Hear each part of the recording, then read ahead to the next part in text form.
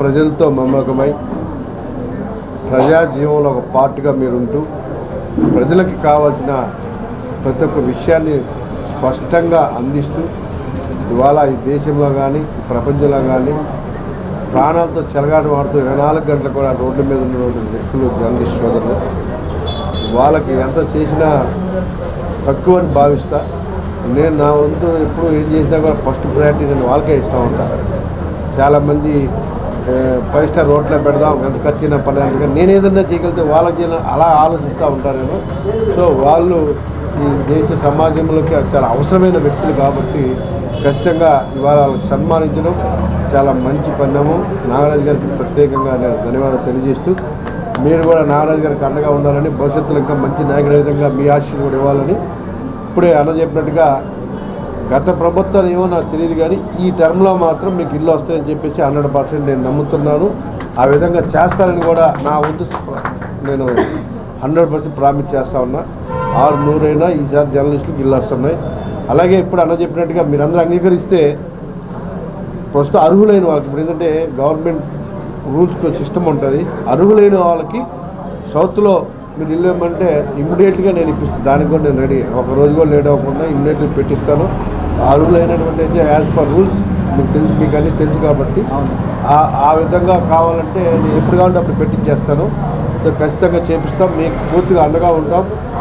మిమ్మల్ని మా వంతు ఆల్వేస్ ఎప్పుడు ఏ కష్టం వచ్చినా ఏం వచ్చినా ఆదుకుంటూ ఉన్నాం. మా వంతు ఇంకా భవిష్యత్తులో ఇంకా పెంచుకుంటూ ఇంకా దగ్గరగా మిమ్మల్ని చూసుకుంటాం. ఖచ్చితంగా మీ అవసరం ఎంతైతే ఉందో మా అవసరం కూడా మీకు అంత ఉంటుంది. మాకంటే కూడా మీరే కొంచెం ప్రాణ చెలగాటంగా ఉంటాయి. మీరు ఎప్పుడు పరిగెట్టుకుంటూ బైకుల మీద ఎక్కడేం జరిగినా వెళ్ళేవాళ్ళు కాబట్టి ఖచ్చితంగా మీకు మా అండ 24/7 ఉంటుంది. రానున్న రోజుల్లో ఇంకా మేము మీకు సర్వీస్ పెంచాలని అనుకుంటా ఉన్నాం. మా వంతు ఎక్కడైనా పెళ్ళైనా కష్టమున్నా సుఖమున్నా మా సహాయం అందిస్తాం వాళ్ళని ఒక ఉద్దేశం. ఎందుకంటే నా గెలుపులో ముఖ్య కారకులు మీరు. మీ అందరికి కూడా ఎప్పుడు చెప్తూ ఉంటాను నేను. అందుకని మిమ్మల్ని అందరూ కూడా మిమ్మల్ని నాకు ఒక కుటుంబ సభ్యుల్లా భావిస్తూ ఎప్పుడు కూడా మీరంటే అభిమానం కొలిది ఈరోజు ఈ కార్యక్రమం చేసాం, ఈ ఏర్పాటు చేసాం. అయితే ఇక్కడ ఇవాళ ఆలస్యమైనందుకు ముఖ్యంగా క్షమించాలి. ఎందుకంటే ఆయనకు మా ఎమ్మెల్యే గారికి బాగోపోయినప్పుడు కూడా మీరు వస్తున్నారు అనేసరికి పాపం అంతా ఓపిక చేసుకుని వచ్చినందుకు ఆయనకి మేము ధన్యవాదాలు తెలియజేసుకుంటున్నాం. అలాగనే మరొక విషయం ఏంటంటే పత్రికా సోదరుల గురించి నేను ఒక విషయం చెప్పాలనుకుంటున్నాను. ఏంటంటే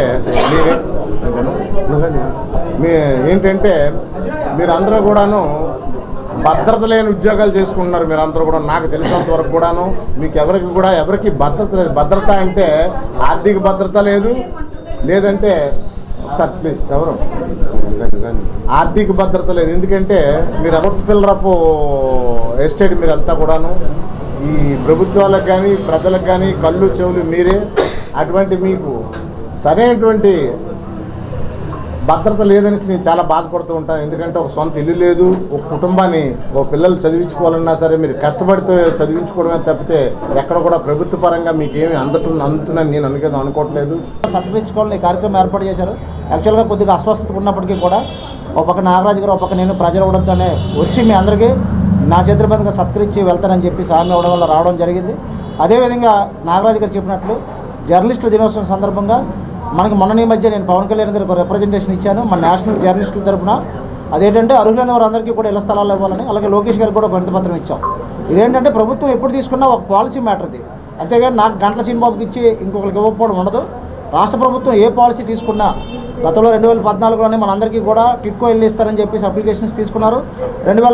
మన లాస్ట్ టైం జగన్ గవర్నమెంట్లోనే 6 నెలల ముందు ఊరిచ్చి 3 సెంట్లు స్థలం ఇస్తాము జర్నలిస్టులకి, బీపీఎల్కి అయితే 2 సెంట్లు, మీరు కష్టపడ్డారు కాబట్టి ఇంకో సైట్ ఇస్తే ఇంకో సెంట్ ఇస్తామని చెప్పి మన లాస్ పెట్టి అప్లికేషన్లు తీసుకొని మోసం చేశారు. అది మీ అందరికీ కూడా తెలుసు. 3 సెంట్లు లేదు, టిట్కో ఇల్లు లేదు. మరి ఇప్పుడు గవర్నమెంట్ పవన్ కళ్యాణ్ గారు ఉన్నారు కాబట్టి మనం రిప్రజెంటేషన్ ఇవ్వగానే ఆయన సానుకూలంగా స్పందించారు. ఎందుకంటే జర్నలిస్టులు చాలా కాలం నుంచి కూడా మనం పెట్టిన మీటింగ్లు కూడా ఆయన వచ్చి చెప్పారు ఆయనకి మీ పరిస్థితి అంతా నాకు తెలుసని. కాబట్టి చంద్రబాబు నాయుడు గారు వాళ్ళు కలిసి ప్రభుత్వంలో క్యాబినెట్లో పాలసీ తీసుకుంటారు. అది ఇంటి స్థలమా అన్నది అందరికీ ఒకేసారి వస్తుంది. ప్రత్యేకంగా ఒక యూనియన్కి కానీ ఒక సొసైటీకి కానీ నేను వెళ్ళి దక్షిణ నియోజకవర్గంలో ఉన్నాను వంశీ గారికి రిప్రజెంట్ ఇస్తే వంశీ గారు ఇవ్వడం కానీ ఉండదు. ప్రభుత్వ పాలసీ ఏదైతే దానికి మనందరం కూడా కట్టుబడి ఉండాలి.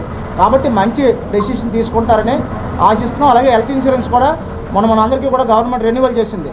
అలాగే ఇంకా ఎవరైనా రేషన్ కార్డు ఉన్న వాళ్ళకి ఇంకా ఎవరైనా రేషన్ కార్డు లేని వాళ్ళు కూడా ఇంకా కూడా కట్టమని కలెక్టర్ గారికి రిప్రజెంట్ చేస్తే 273 మంది కడుతున్నామండి, ఇంకా ఎవరైనా ఉంటే మా దగ్గర ఉన్న క్యాష్ బట్టి మేము చేస్తామని చెప్పారు. ప్రమాద బీమా పాలసీ కూడా పునరుద్ధరించమన్నాం. 200 కడితే 10 లక్షల బీమా వచ్చే విధంగా. కాబట్టి జర్నలిస్టుల డిమాండ్ల మీద ప్రభుత్వానికి ఎప్పటికప్పుడు రిప్రజెంట్ చేస్తున్నాం. భవిష్యత్తులో కూడా వంశీన్న ద్వారా కానీ లేకపోతే ఇతర ప్రజాప్రతినిధులతో కానీ ఎప్పటికప్పుడు మన నేతలను కలిసి ప్రభుత్వ పాలసీ కోసం ఎదురు చూస్తాం. ప్రత్యేకంగా మన డిమాండ్లు ఏవైతే ఉన్నాయో చాలా కాలం నుంచి నెరవేరలేదు. మొన్ననే తెలంగాణ రాష్ట్రంలో అందరికీ కూడా అక్కడ ఇళ్ల స్థలాలు ఇచ్చారు, పాతది ఎప్పుడో. మందరు కూడా ఒకటి పెండింగ్ ఉంది. దాంతోపాటు మిగతా 2005 తర్వాత అందరూ కూడా ఇళ్ల స్థలాల కోసం వెయిట్ చేస్తున్నారు. కాబట్టి 2005 తర్వాత నుంచి ఇప్పటి వరకు మనకి ఏమి ఇవ్వలేదు. కాబట్టి ప్రభుత్వం మంచి డెసిషన్ తీసుకుంటుందని పవన్ కళ్యాణ్ గారి మీద, చంద్రబాబు నాయుడు గారి మీద మనకు అపారమైన నమ్మకం ఉంది. మన కళ నెరవేరాలని కోరుకుంటూ hi viewers, Vizag vision channel ని సబ్స్క్రైబ్ చేసుకోండి. మా ఛానల్ అందిస్తున్న జాతీయ అంతర్జాతీయ స్థాయి వార్తా విశేషాలు నోటిఫికేషన్స్ కోసం ఇక్కడ కనిపిస్తున్న బెల్ ఐకాన్ ని క్లిక్ చేయండి.